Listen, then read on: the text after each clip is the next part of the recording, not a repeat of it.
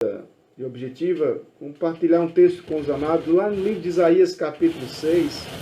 Isaías capítulo 6, do verso de 1 a 8. Um texto muito conhecido. Um texto muito conhecido que diz assim. Isaías capítulo 6. Você que está aí em casa, pega a sua Bíblia, acompanhe comigo. No ano da morte do rei Uzias, eu vi o Senhor sentado sobre um alto e sublime trono, e as abas de suas vestes enchiam o templo. Serafins estavam por cima dele, cada um tinha 6 asas. Com 2 cobriu o rosto, com 2 cobriu seus pés, com 2 voavam. Clamavam uns para os outros, dizendo: Santo, Santo, Santo é o Senhor dos exércitos. Toda a terra está cheia da sua glória. As bases do limiar se moveram à voz do que clamava, e a casa se encheu de fumaça.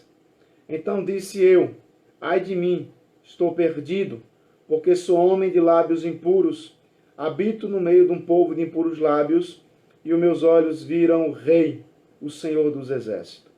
Então um dos serafins voou para mim, trazendo na mão uma brasa viva que tirara do altar com uma tenaz. Com a brasa tocou a minha boca e disse: eis que ela tocou os seus lábios, e a tua iniquidade foi tirada, e perdoado o teu pecado. Depois disto, ouvi a voz do Senhor, que dizia: quem enviarei? Quem há de ir por nós? Disse eu: eis-me aqui, envia-me a mim. Que Deus nos abençoe nessa noite, a sua palavra e aplique em seu coração, aí onde quer que você esteja, de maneira exortativa, que ela venha consolar, que ela venha trazer edificação para a sua pessoa, para o seu ser. A história do chamado que Deus aplica na vida do homem, na vida da mulher, é algo muito interessante. Essa palavra chamado, ou esse verbo, nós somos chamados, para experimentarmos as boas novas de Deus. Somos chamados para entrarmos em comunhão, intimidade com Deus. Somos chamados para desenvolvermos ou desempenharmos uma missão ou uma função para esse Deus. Dentro da própria teologia, nós temos 2 vertentes para esta palavra, chamados. Deus, em sua infinita graça, ele traz o chamado de ekletetes, ou seja, no original grego, é um chamado com propósito, um chamado para desempenhar uma função, um chamado para ser representante de alguém. Mas também nós temos o kalel, que é outra tradução, outra palavra dentro desse contexto da palavra chamado. Ekletetes ou kalel. Kalel já é um chamado para desenvolver uma atividade comum. Eu chamei fulano para me ajudar a cortar uma árvore. Chamei fulano para me ajudar a limpar um sítio. Chamado para desempenhar uma função corriqueira. Posso assim colocar. Mas ekletetes não. É um chamado com propósito. E a história do livro de Isaías, no capítulo 6, narra exatamente a história do chamado de Isaías. A história de um profeta que já estava desempenhando a sua vocação. E é interessante que eu posso dizer que no capítulo 6, Deus está dando um up. Está dando um upgrade na vida do chamado de Isaías. No ministério de Isaías. Na vida de Isaías. No chamado profético de Isaías. Então a história desse chamado no capítulo 6 de Isaías talvez seja um dos chamados mais dramáticos. Eu posso enumerar alguns, como a própria conversão de Paulo a caminho de Damasco. Houve uma conversão, houve um chamado também muito forte ali. Mas o chamado de Isaías, o chamado para Deus desempenhar essa função na vida de Isaías é algo dramático. Diz o texto que verso 1, no ano da morte do rei Uzias, eu vi o Senhor assentado sobre um alto e sublime trono, e as abas das suas vestes enchia o templo. Diz o texto que no ano da morte do rei Uzias. Mas, de fato, quem foi Uzias? E é esse o contexto que nós precisamos ir preenchendo para compreender a ação soberana de Deus. O que Deus quer de fato trabalhar, o que Deus quer de fato mostrar para a igreja do século 21, para mim e para você. Nós somos crentes, mas crentes com um chamado específico. Então, o capítulo 6 de Isaías, verso 1 diz: no ano da morte do rei Uzias.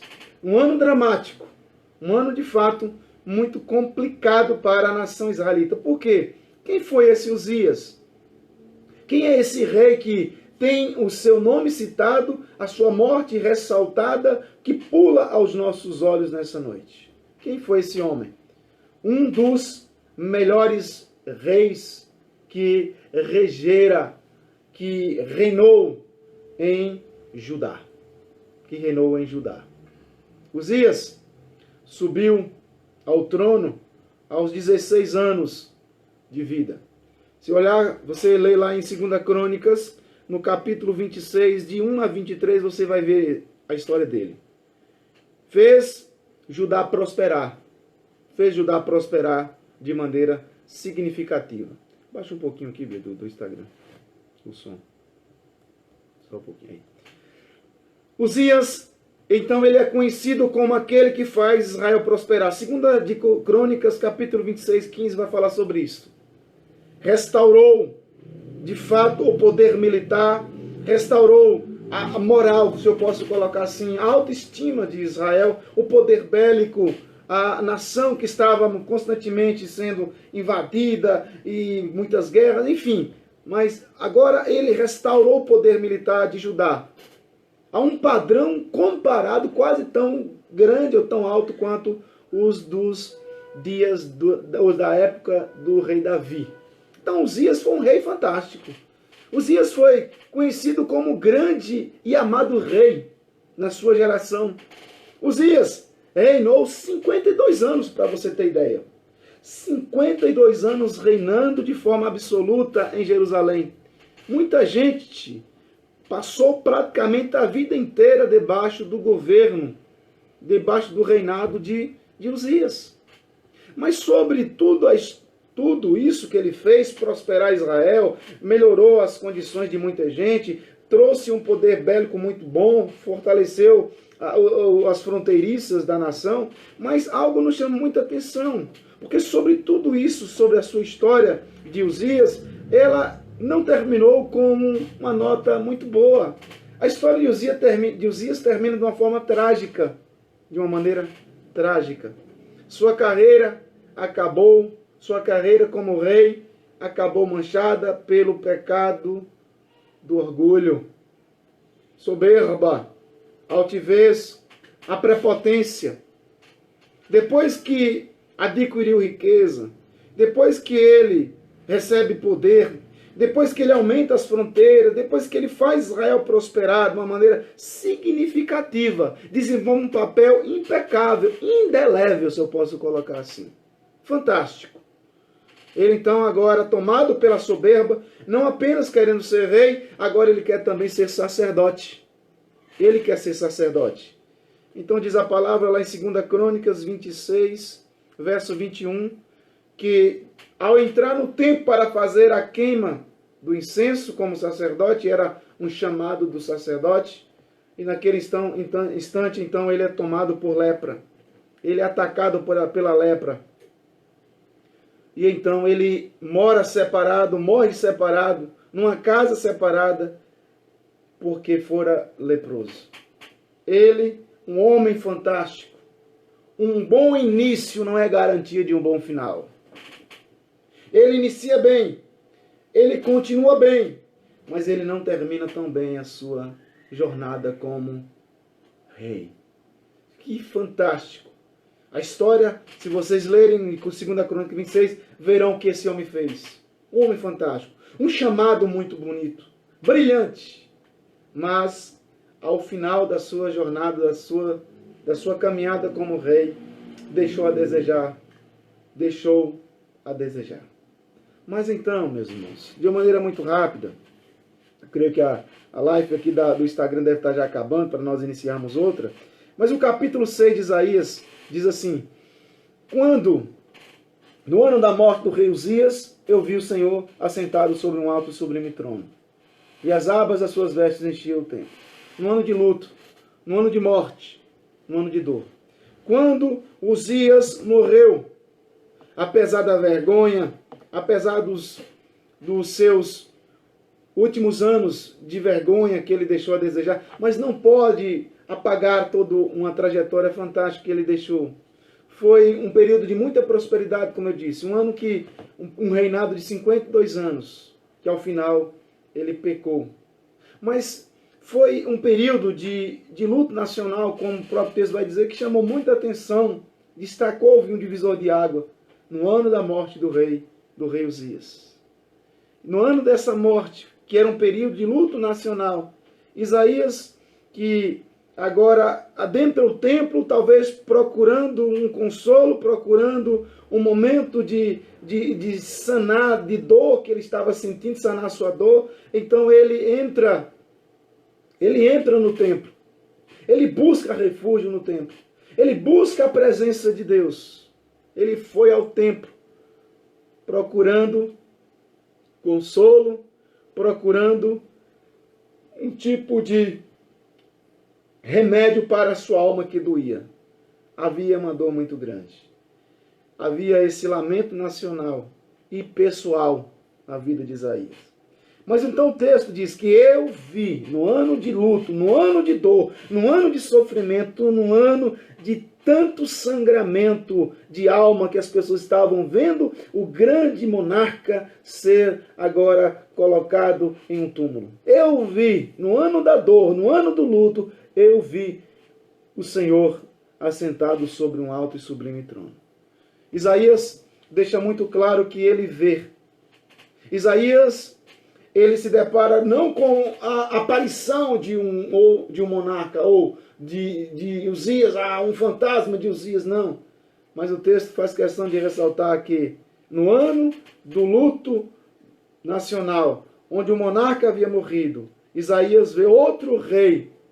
Ele viu o rei soberano que reina sobre o universo.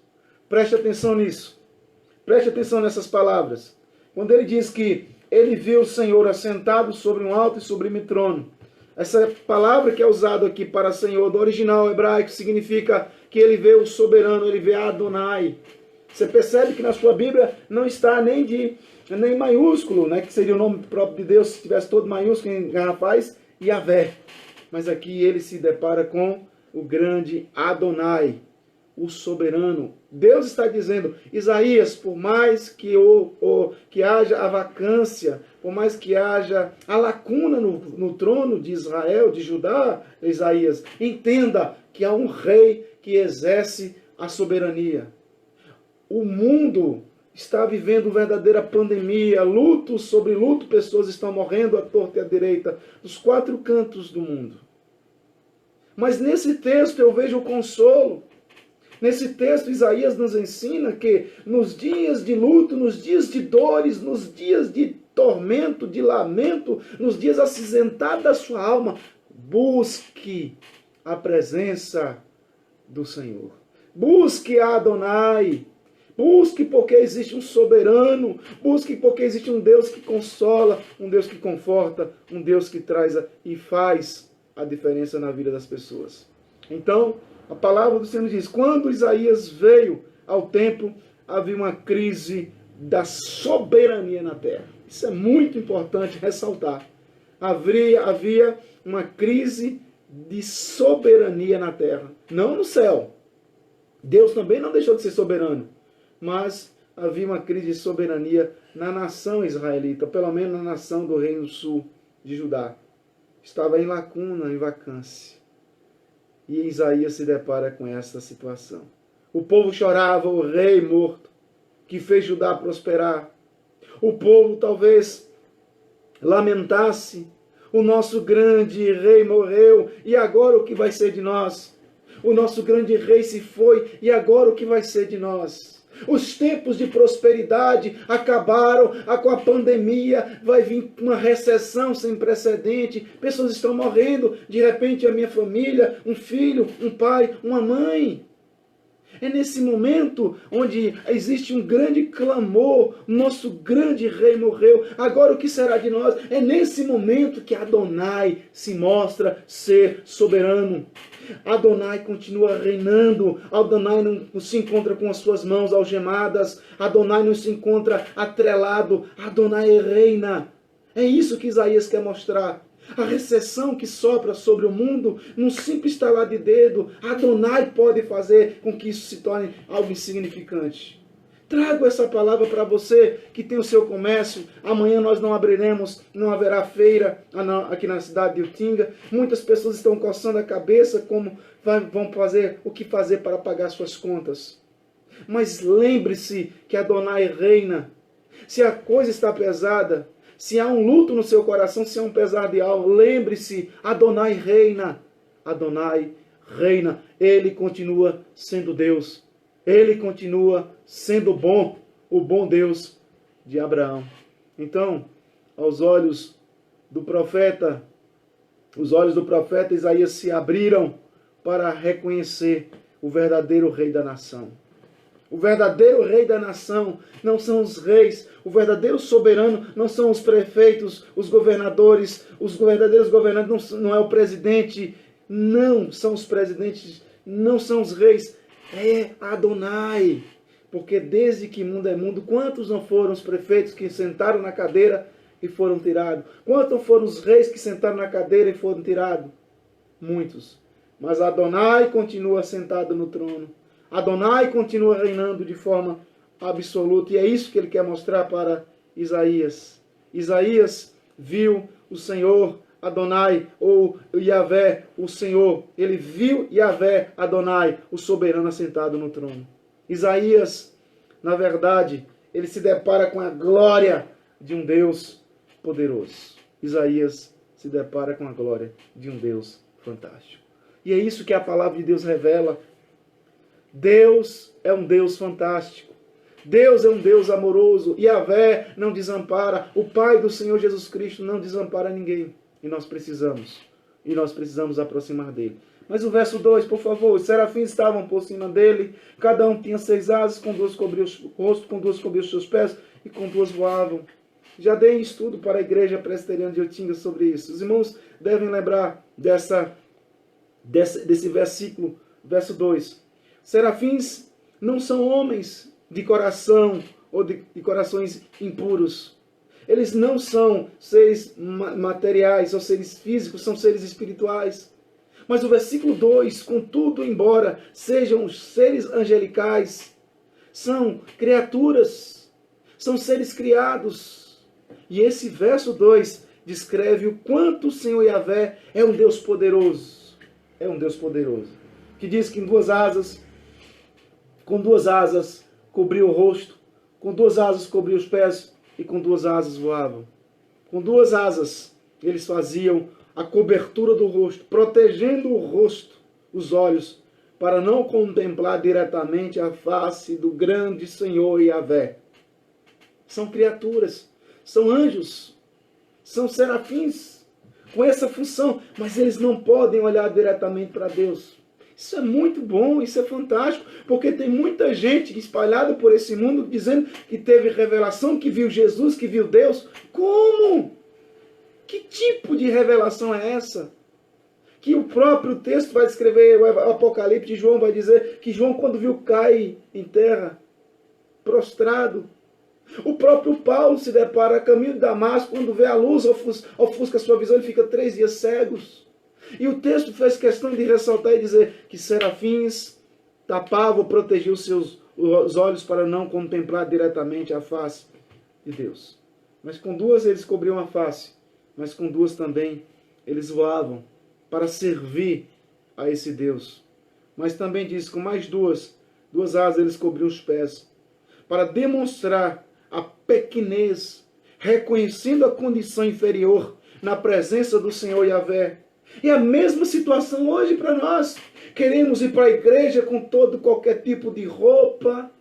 Queremos ir para a igreja botando um shortão, quem sabe um shortinho, quem sabe uma camisa regata. Ah, eu vou para a igreja. Tome cuidado.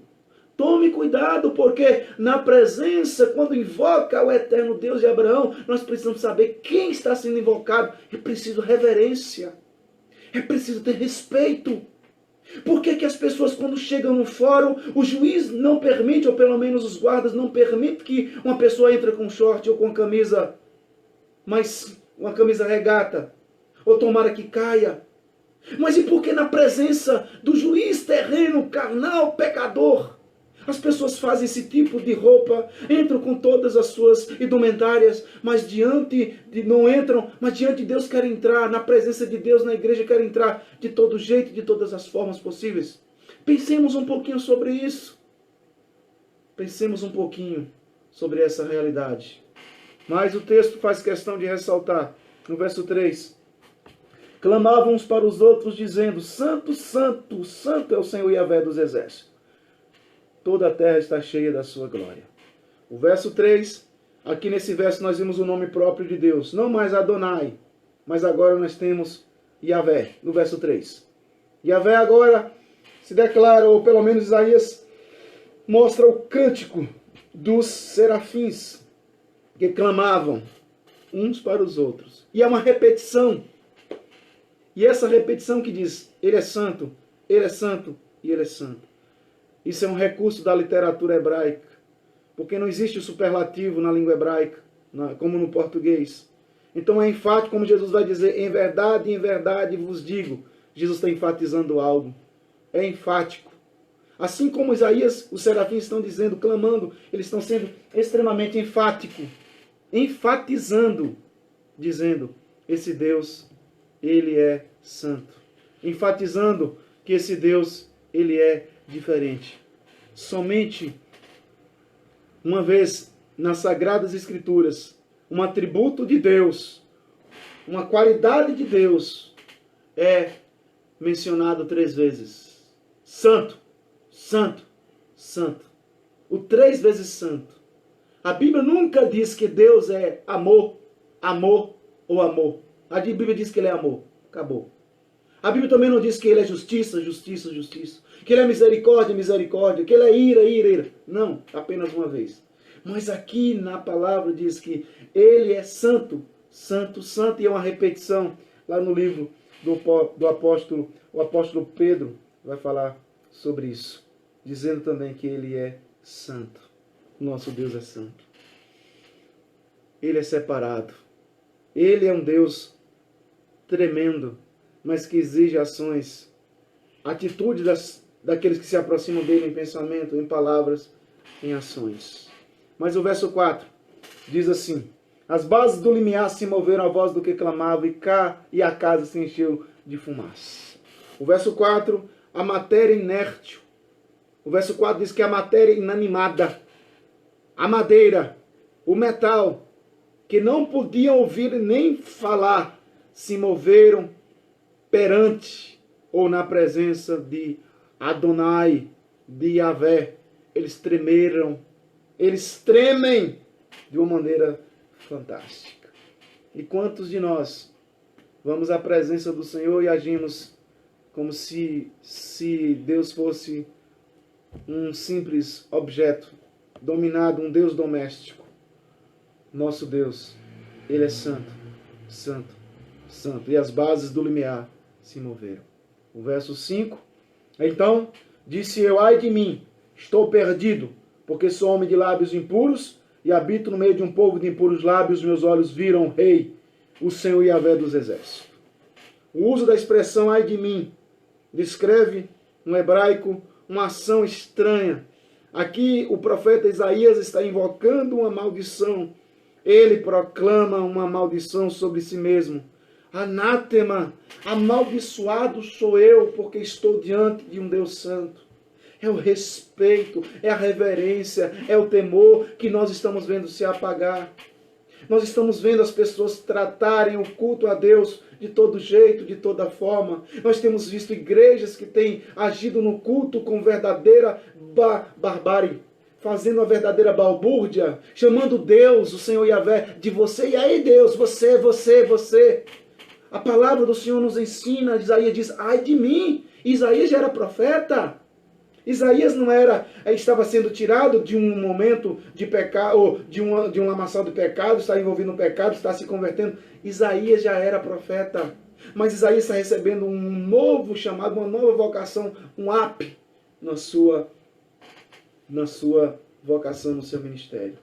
Tomemos cuidado com muitos que andam cantando e até tratando com intimidadezinha a Deus, dizendo, Deus, você para lá, você para cá. Tome cuidado, porque a palavra do Senhor, se você ler no Velho Testamento, você vai ver. Se você ler no livro de Lucas, no capítulo 5, você vai ver que o próprio Pedro, depois da pesca maravilhosa, ele diz, Senhor, retira-te de mim, Senhor, porque sou homem pecador.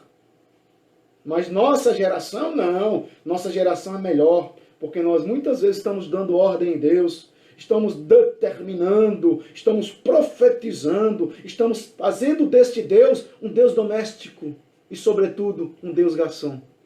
Mas o texto em questão diz, as bases do limiar se moveram. E então Isaías diz, ai de mim, ai de mim. E o uso dessa expressão, ele está dizendo, eu sou um amaldiçoado.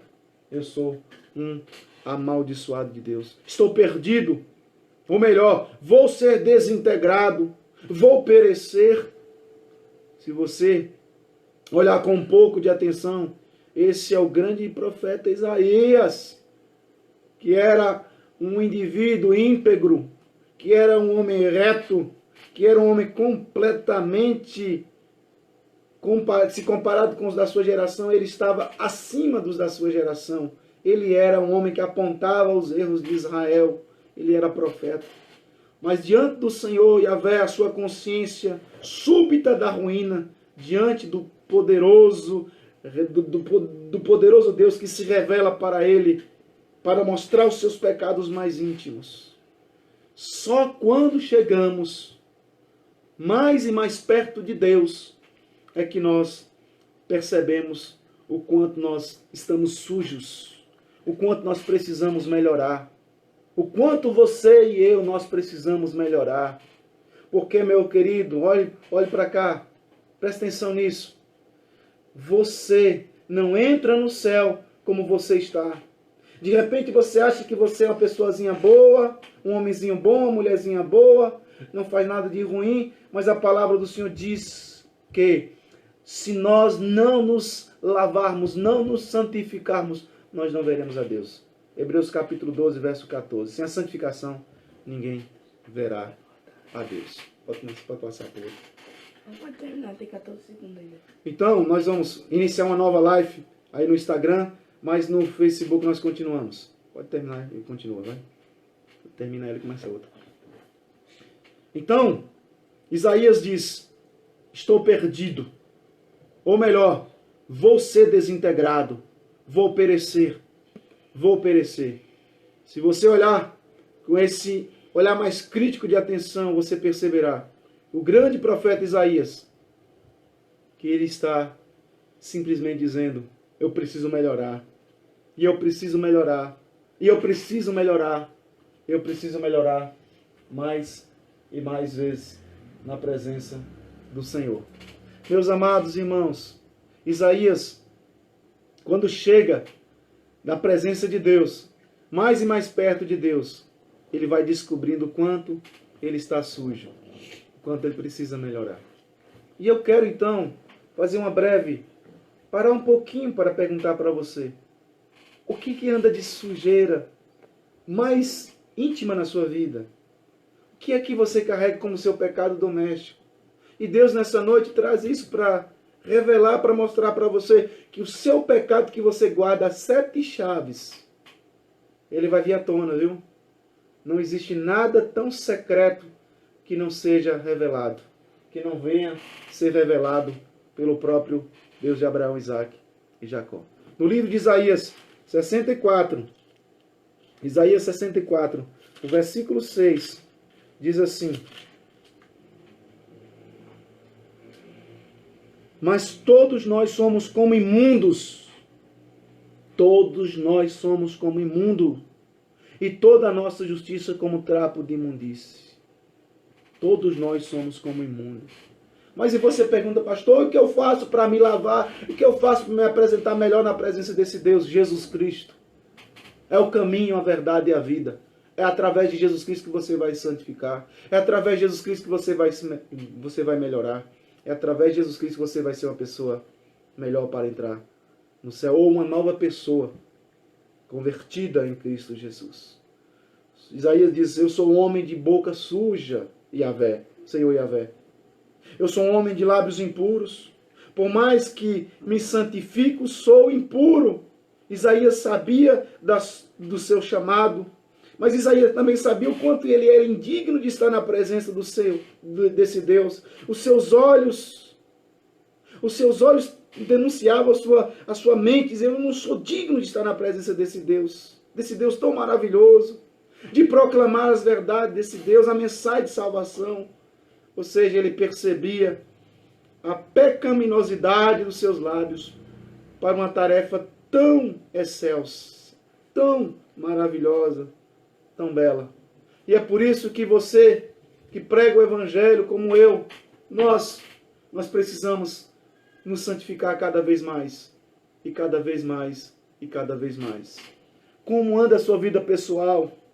Se hoje você fosse à casa eterna, se você hoje se deparasse do grande trono branco de Deus, e Deus olhasse para você e lhe questionasse, filho, por que eu deveria deixar você entrar no meu céu?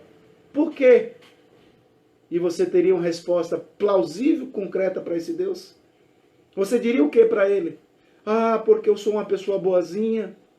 Isso não vai funcionar. Não vai funcionar. Porque pelo fato de você ser uma pessoa boazinha, você não vai te colocar no céu.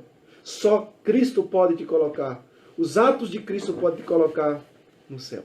Então, versos 6 e 7, para a gente encerrar, diz: então um dos serafins voou para mim, trazendo na mão uma brasa viva que tirara do altar com a tenaz. Com a brasa tocou a minha boca e disse, eis que ela tocou os teus lábios, e a tua iniquidade foi tirada e perdoado os teus pecados.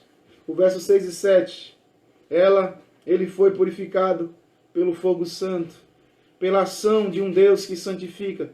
Percebe que não é de Isaías. Isaías não tem como santificar. Isaías não tem como purificar. Isaías não tem como fazer nada. Mas tudo parte de um Deus. Tudo vem da mão de um Deus. Tudo é do monegismo. É uma ação de Deus. Não é sinergista. Não é do homem. Mas é de Deus. Monegismo. É um ato soberano de Deus que santifica Isaías. Ele é purificado pelo ato, pelo fogo santo, pela brasa que tirara do altar. Isaías teve uma convicção de pecado extraordinário. Um segundo de queimadura nos lábios trouxe a cura para toda a eternidade. Você que me assiste nessa noite, você que vai ver esse vídeo, a sua vida precisa passar por esse fogo santo, por esse ato santo desse Deus, por essa santificação. Senão você não vai entrar no céu não, viu? Você não vai entrar no céu não, porque você nunca matou, nunca roubou, nunca fez nada de ruim. Isso não lhe coloca no céu se você não passar por essa experiência que Isaías passou. Lembrando você que Isaías já era um homem consagrado, mas Isaías precisava passar por essa experiência dramática. Mas o texto dá prosseguimento. Muitos de nós queremos passar por este processo de santificação. Estamos tão acomodados porque nós não queremos passar por esse momento. Nós não queremos passar, nós não queremos perder tempo, nós não temos tempo para ler a Bíblia, nós não temos tempo para orar. Como vai ser a sua vida? Como está a sua vida? Você precisa chorar o seu pecado, viu? Você precisa chorar os seus pecados íntimos. Assim como eu preciso chorar os meus pecados íntimos. Assim como eu preciso me colocar na presença do Senhor e dizer, Senhor, ser propício a mim, pecador, Senhor, tem misericórdia da minha vida. Eu não leio a Bíblia como deveria, eu não oro como deveria, eu não evangelizo como deveria, eu não testemunho como deveria. Senhor, eu não passo um trapo de imundície. Eu sou um verme, Senhor, quando comparado com a sua grandeza, com a sua glória, com a sua majestade. Precisamos chorar o pecado cometido, pois todas as vezes que pecamos, estamos afrontando a santidade de Deus. Estamos irritando a santidade de Deus. Então o verso de número 8 diz: depois disso ouvi a voz do Senhor que dizia: quem enviarei, quem há de ir por nós? E então Isaías diz: agora eu posso, eu vou. Só depois da santificação Isaías foi enviado para ser o pregoeiro, o portador de boas novas. Ele poderia sair pregando a mensagem com sua vida agora lavada e remida, com uma nova experiência diante de Deus. Ele agora tem uma nova experiência para contar diante de Deus. Olhe para você nessa noite. Olhe para você. São dias. Olhe no espelho. O espelho ele vai denunciar muita coisa. Olhando no espelho, feche a porta do banheiro quando você estiver tomando banho. E olhe e pergunte. Pergunte para você mesmo. Quem sou eu quando ninguém está olhando? O que eu faço quando ninguém está olhando? Vale ressaltar, viu? De repente ninguém humano, mas os principados e as potestades estão olhando. Os demônios estão olhando. Assim como o Senhor Yahvé, a Santíssima Trindade, Deus Pai, Deus Filho, Deus Espírito Santo, e os anjos estão olhando tudo que você tem feito às escuras. E aí muita gente diz, só Deus pode me julgar. Isso não leva você a ficar com medo? Só Deus pode, porque Deus sabe todos os teus podres. Deus sabe todas as suas falhas. Deus conhece todas as suas podridões de almas, como conhece a minha.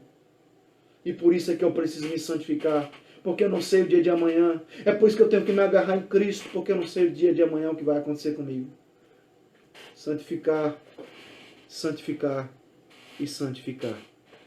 A conclusão que eu quero chegar nessa noite: Deus tocou numa área específica da vida do profeta Isaías. Ele tinha que consertar algo na sua vida. Os seus lábios, ele vai dizer, sou homem de impuros lábios. Vai saber o que Isaías andava falando como um crente. O que ele andava falando? Deus tocou numa área da vida de Isaías que ele tinha que se consertar. E você? Qual é a área da sua vida que precisa se consertar? É a sua vida pessoal? É o seu namoro, que muitas vezes está cheio de luxúria, cheio de muitas ações libertinas? Tome cuidado. De repente é o seu casamento, você homem, que anda abrindo muitos sites, olhando pornografia. Isso vai trazer um malefício muito grande. Isso vai causar um dano terrível para o seu casamento. Tome cuidado. Mulheres que precisam ser tocadas na sua vida. Amargura de alma. Mulheres rixosas, pingueiras. Ou de repente algo também na área moral que você precisa melhorar. Eu não sei. Eu não sou vidente. Mas eu sei de uma coisa. Que a palavra do Senhor nessa noite para mim, primeiramente. E depois para cada um de você que está a nos ouvir. Qual área da sua vida precisa ser tocada por esse Deus? E você, qual área da sua vida precisa desse toque de Deus? Onde o fogo santificador de Deus precisa purificar? Deus não quer que você, que a sua igreja, que você que está nos ouvindo, pregue uma mensagem que você não esteja vivendo. Pregue o que você viva. Não seja como aquele que diz, faça o que eu digo, mas não faça o que eu faço. Isaías foi tocado por Deus e isso trouxe uma vida muito bela, muito grande para o seu ministério, para a sua casa, para a sua vida. Com certeza para você também. Deus tem um propósito em você. Santifique hoje, porque amanhã nós não sabemos. Uma nova semana vai iniciar. Um novo dia nascerá e a misericórdia do Senhor se renovará sobre sua vida. Ou não. Porque a misericórdia se renova porque você foi achado em vida. Você foi achado respirando. E se você morrer essa madrugada? Se você morrer no dia de amanhã? E se eu morrer essa madrugada? Ou de repente Cristo vem se Cristo vier, como nós estaremos. Por isso, não deixe passar para amanhã. Confesse. Chore diante de Deus os seus pecados mais íntimos. Confesse. Clame. Chore diante dele se for necessário. Mas não deixe de santificar a sua vida. Que Deus abençoe grandemente a sua vida. Eu quero orar nesse instante pela sua pessoa, pela sua família, pela nossa cidade. Oremos. Senhor, soberano Deus, gracioso Pai, muito obrigado, Deus, pela tua palavra, que sai para nós, que vem até nós, Pai. Deus de amor, Deus de graça, Deus de misericórdia. Nos abençoe, Senhor. Abençoe cada pessoa que está ouvindo esta live, Deus. Onde quer que esteja, onde quer que ela vai ser, ó Deus amado, ouvida naquela casa, naquele lar, ó Deus amado, naquele quarto, mesmo, ó Deus amado, nos lugares mais distantes, mas ela vai ser ouvida. Meu Deus, toque nesse coração para que essa pessoa pare com esse pecado, pare com essa vida de pecado, com essa vida de causar tristeza sem precedente em teu ser. Assim eu oro, Pai, e suplico a bênção do Senhor sobre a cidade de Utinga, sobre cada família da cidade de Utinga, Pai Santo, sobre cada morador, sobre cada pessoa que está nos ouvindo nesse instante. Abençoe as suas vidas. Conceda-nos uma segunda-feira abençoadíssima. Que a peste perniciosa que tem se propagado, ó Deus amado, não alcance nenhum dos teus, guardando, protegendo a cada um. Diz a tua palavra que 1000 cairá ao nosso lado e 10.000 à nossa direita, e nós não seremos atingidos. Nós cremos nisso, Pai. Nós cremos nisso. Nos abençoe. Assim, em Cristo Jesus, oramos agradecidos a Ele, por Ele e para Ele são todas as coisas. Nós queremos dar a bênção para você nesse instante, querido. Que a graça do Senhor Jesus, o amor de Deus Pai e as ternas consolações do amado Espírito repouse sobre ti, povo santificado em processo de santificação contínua, agora e para todo sempre. Aleluias. Amém. Que Deus abençoe sua vida.